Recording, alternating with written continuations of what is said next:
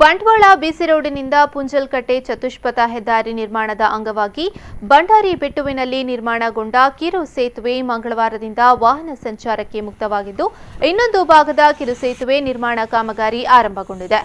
ಬಿಸಿ ರೋಡಿನಿಂದ ಚಕ್ರಿಬೆಟ್ಟುವರೆಗೆ ಸುಮಾರು 4 ಕಿಲೋಮೀಟರ್ ರಸ್ತೆಯಷ್ಟು ಕಾಂಕ್ರೀಟ್ನೊಂದಿಗೆ ಚತುಷ್ಪಥ, ಬಳಿಕ ಅಲ್ಲಿಂದ ಪುಂಜಲ್ಕಟ್ಟೆವರೆಗೆ ದ್ವಿಪಥ ರಸ್ತೆಯ ಕೆಲಸ ನಡೆಯುತ್ತಿದ್ದು, ಸೇತುವೆ ನಿರ್ಮಾಣ ಕಾರ್ಯ ವೇಗ ಪಡೆದುಕೊಂಡಿದೆ. ಮೊದಲ ಹಂತದ ಸೇತುವೆ ನಿರ್ಮಾಣದ ವೇಳೆ ವಾಹನ ಸಂಚಾರಕ್ಕೆ ಪಕ್ಕದಲ್ಲಿ ಪರ್ಯಾಯ ರಸ್ತೆ ನಿರ್ಮಿಸಿ ವಾಹನ ಸಂಚಾರಕ್ಕೆ ಅನುವು ಮಾಡಿಕೊಡಲಾಗಿತ್ತು.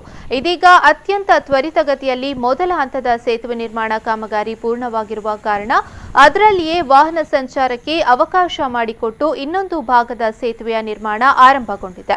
ಮಣ್ಣಿಹಳ್ಳ ಬಳಿಯೂ ಸೇತುವೆ ನಿರ್ಮಾಣದ ಭಾಗಶಃ ಕಾಮಗಾರಿ ಪೂರ್ಣಗೊಂಡಿದೆ. ಇನ್ನು 18 ತಿಂಗಳಲ್ಲಿ ಕೆಲಸಗಳನ್ನು ಮುಗಿಸುವ ಹೊಣೆಗಾರಿಕೆ ಇಲಾಖೆಗಿದೆ. ಖಾಸಗಿ ಗುತ್ತಿಗೆ ಕಂಪನಿಯು ಕಾಮಗಾರಿ ನಿರ್ವಹಿಸುತ್ತಿದ್ದು, ಬಿಸಿರೋಡಿನ ಬಂಡಾರಬೆಟ್ಟು, ಚಕ್ರಿಬೆಟ್ಟು ಕಡೆಗಳಲ್ಲೆಲ್ಲ ವೇಗವಾಗಿ ಕೆಲಸವಾಗುತ್ತಿದೆ.